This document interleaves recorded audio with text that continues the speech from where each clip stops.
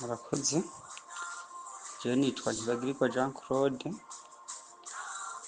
mvuka mu ntara ya Bubanza, komine Bubanza, zone Muramba, umutumba wa Muramba niho navukiye.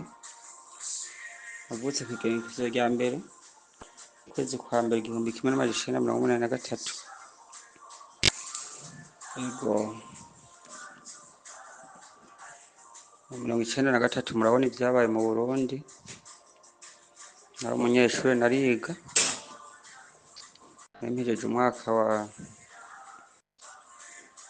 gatanu ngiye mu wa gatandatu ndawizemo amezi makeya 3 kubera ibibazo byaciye biba mukuru w'igihugu yishomera ikiro ndadaye ija mu kiroberi ca CNDD arico cabure kivamo bayita CNDD na FDD. Cari ishami rya politike CNDD n'igisirikare FDD. Ndaba muri ivyo ndabibamo cane, ndatandukana n'umuryango. Benshi mu muryango barapfa sinabimenya gushika aho nje Kongo, subira i Kongo, bansubiza i Kongo ndagaruka. Ego mu Burundi ndasubira i Kongo ncangaruka mu 2002 mu kwezi kwa 11.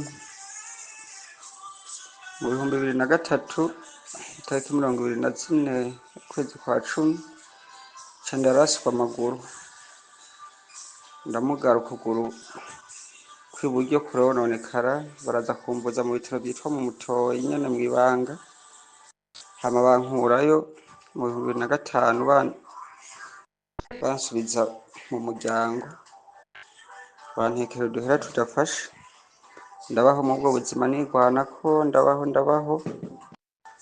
ndagerageza kwiteza imbere uko nshoboye. Mu 2014 nca ndagirizwa ko nshigikiye ngo barajaho, hari amaze kuba birya vy'umugambwe CNDD-FDD wiciyemo ibice, ca baranyomora mu ntara i Bubanza. Nahise ibikorwa nkora, nahise akabutike ndandaza, se n'akaresitora kandi vyari bintunze, maze no kugira urugo mfise umufasha, gusa sinari bwaronke umwana. Ca ndomoka nomokera i Bujumbura, ca ndavyariraho umwana umwe. Ego ndaba mu bwo buzima nguma ndabubamwo, ubuzima burambana bubi cane rwose. Ndavyarana umwana wa kabiri mu 2018 gushika aho uwo twubakanye aca anyanka kubera nayimaze kuja mu bukene budasanzwe, mbaho nabi cane rwose. Mbona mbana n'ubumuga, hadukamo izindi ngwara, ndagwara birakomera, nja mu bitaro mvayo bakamfasha mvuzwa ni ubushikiranganji bw'ivuna abansi bw'igihugu,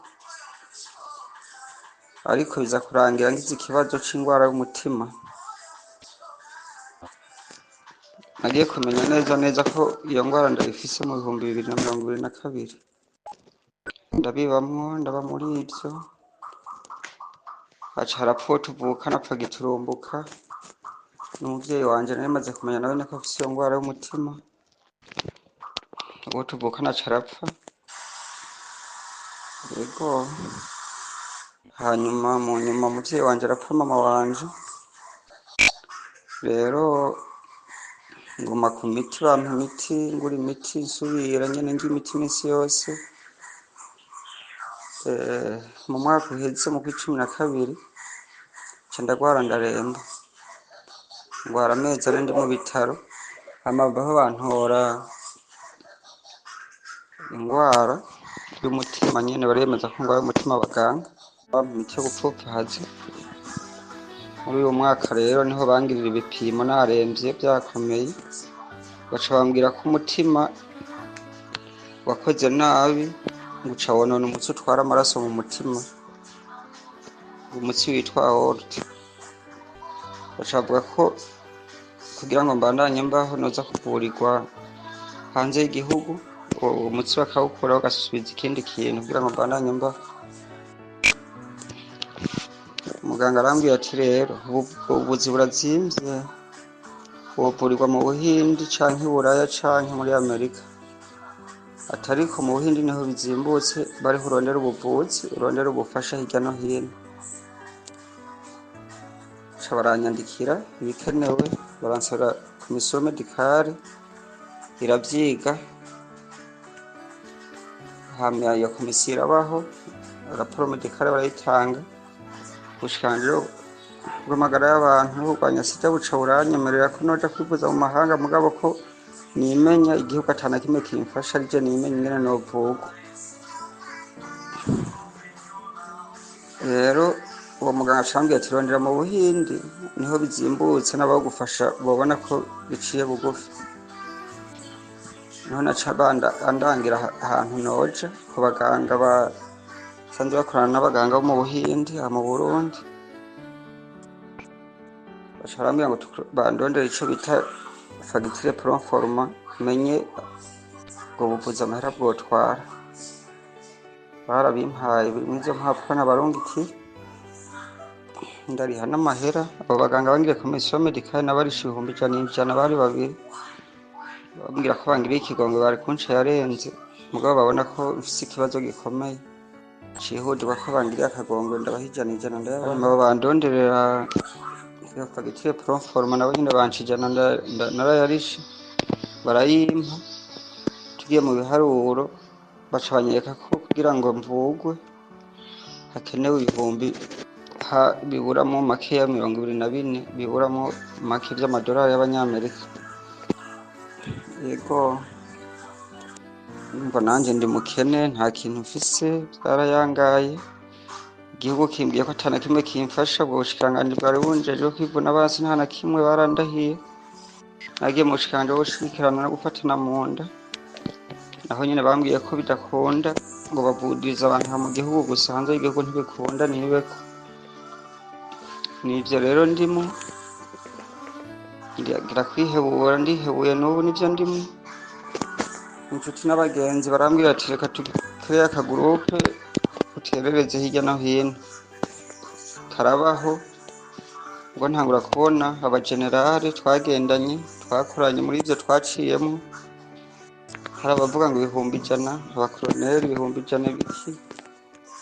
Ndabona yuko naho hohera imyaka 2 ubuvuzi ntondaburonka, kuko nari mu hopitali militaire baransohoye bambwira bati usiganye inguvu nkeya z'umubiri, genda uzikoreshe izo nguvu usigaranye, usaba ubufasha hashoboka hose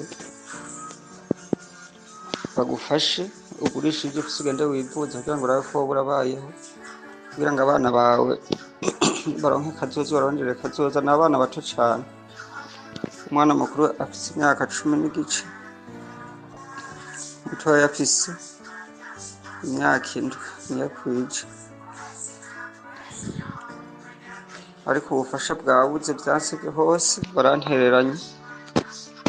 Yego rero nico gituma naciye mbona uwo muntu tuvuka hamwe, yahora muri South Africa, bambwira ati nyabona hariho abantu bagifise ubuntu, bagifise urukundo, tahura ubuzima abarundi babayemo, tiwobitura bogufasha, bakakuvugira ahashoboka, hama ukaronka ubuvuzi. Ivyo rero nari nabituye, nibo bampaye nimero zanyu kugira ngo murabe ko mumfasha n'ukuri, basi ntume mpfa nasamvye. Nimba ubwo buvuzi butokunda basi, mugabo mbe naronse ubufasha, ko mu gihugu nta buvuzi bwabuze bwansi, bose barantereranye, n'abanzi umenga ntibanzi. Nivyo bibazo hanini mfise. Yego mba nanje ndi mukene, nta kintu mfise, vyarayangaye. Igihugu kimbwiye ko ata na kimwe kimfasha, ubwo bushikiranganji bwari bunjejwe kwivuna basi nta na kimwe barandahiye. Nagiye mu bushikiranganji bwo gushigikirana no gufatana mu nda, naho nyene bambwiye ko bidakunda, ngo bavudiriza abantu mu gihugu gusa, hanze y'igihugu ntibikunda, nibeko. Nivyo rero ndimo. umuntu akeneye gufasha Jean Claude aca kuri zino nimero mubona ngaha. Ndasubiyemo ca kindi, abarundi b'impuhwe bagiye he? Abarundi b'impuhwe bagiye he? Kare umuntu avugije induru abantu bashwa badukira rimwe kugira ngo barabe icabaye bamutabare. Umuntu atabaje abantu ico gikogwa bagifata mu minwe, bagira ico bakoze kugira ngo umuntu atabarwe. None ubu vyagiye he?